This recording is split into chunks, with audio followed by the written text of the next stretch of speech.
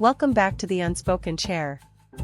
We're living in an age of extraordinary technological progress, quantum computers, neural networks, and at the exact same time, we're watching a massive resurgence of mysticism.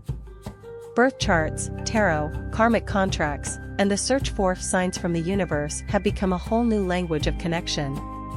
Today, we're not really talking about the magic itself. We're talking about the psychology underneath it. Why does a person with access to virtually all the knowledge in the world still choose to hand the steering wheel of their life over to fate? Take a breath. Let's look at this tendency honestly, without illusions, and without judgment.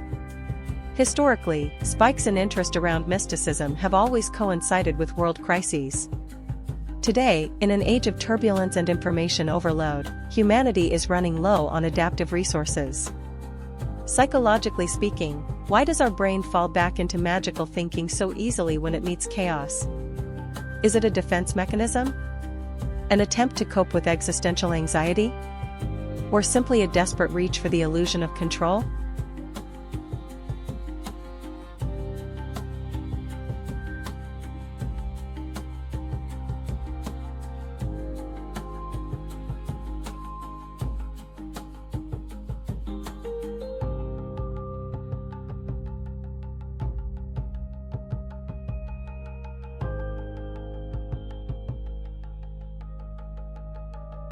That's a fundamental mechanism of how our mind protects itself. When our sense of external control drops to zero, the brain simply can't sustain uncertainty for very long. It burns through too much internal resource. Magical thinking offers an instant, if illusory, painkiller. It creates the feeling that the world holds order, logic, and a higher design. That's not foolishness. It's a natural way of psychologically shielding ourselves from a world that's become almost too complex to hold. Esoteric practices have turned into a massive industry now, selling instant enlightenment. In therapy, the process of growing up and processing pain takes months, sometimes years, while a tarot spread or a matrix decoding promises immediate answers in under an hour. Are we watching a new trend where people use mystical, polished language to escape the real, difficult psychological work on themselves?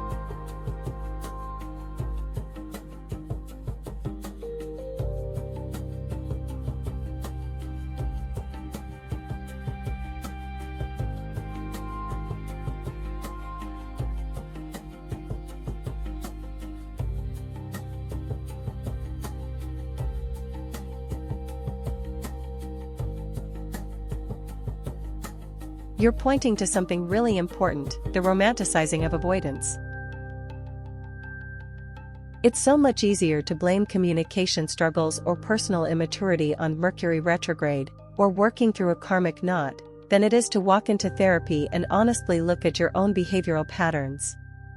Quick answers give us a dopamine hit, but they don't actually restructure anything inside us. They just preserve the problem, in prettier packaging.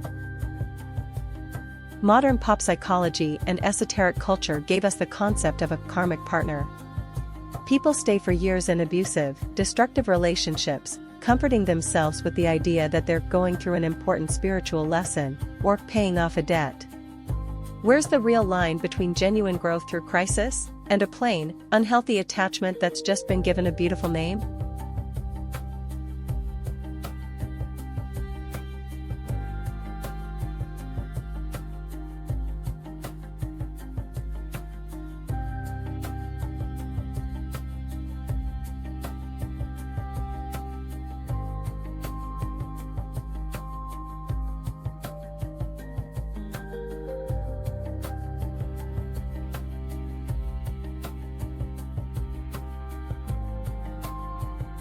This might be one of the most dangerous traps in the whole trend.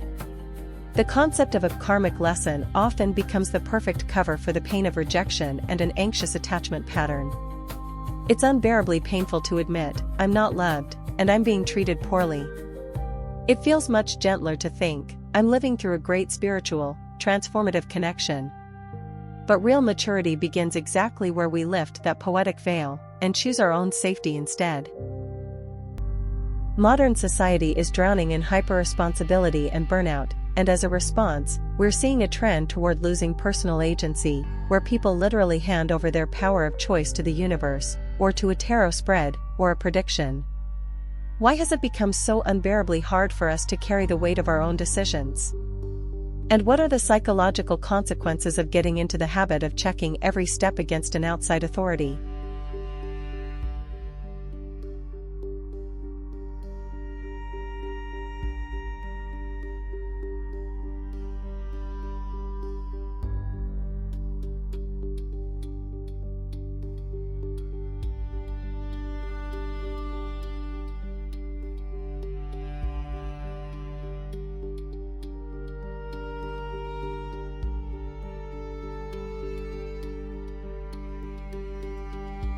Choice always comes bundled with risk, and with guaranteed responsibility if it goes wrong.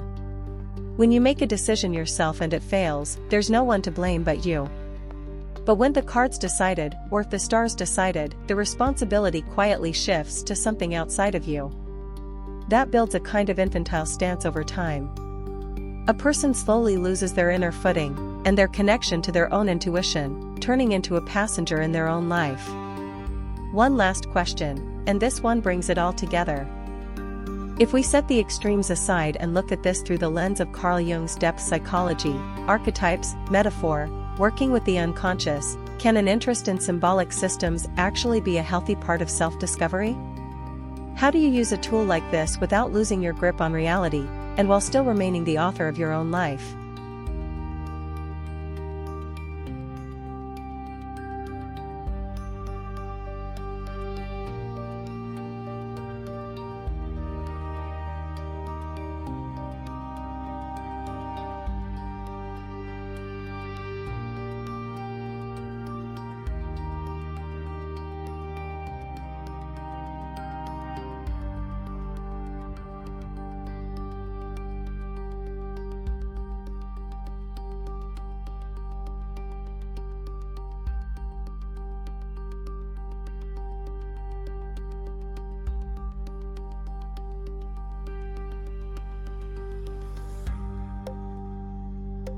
The key difference lies in who's actually making the decision. Symbolic systems, metaphorical cards, archetypes, any of these can be a beautiful mirror for the unconscious. A kind of projective test, one that helps illuminate what we already know deep down, but we're afraid to say out loud. A healthy approach is when a symbol becomes the starting point for real inner dialogue, not the final verdict on your life. Thank you for looking at this honestly with me today, without judgment toward yourself or anyone else. Mysticism is a very human attempt to bring poetry and meaning into a dry, technological world, and there's nothing wrong with reaching for that. But the biggest, bravest kind of magic isn't found in the cards, or in the planets.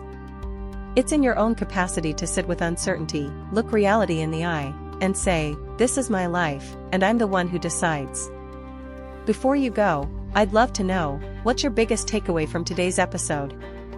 Leave it in the comments below, someone reading it might need this perspective tonight. Remember, this is a safe space, and you are always welcome here, exactly as you are. Thank you for being here with me today. Take care of your inner strength, and I'll see you in the next episode of the Unspoken Chair. Don't forget to subscribe.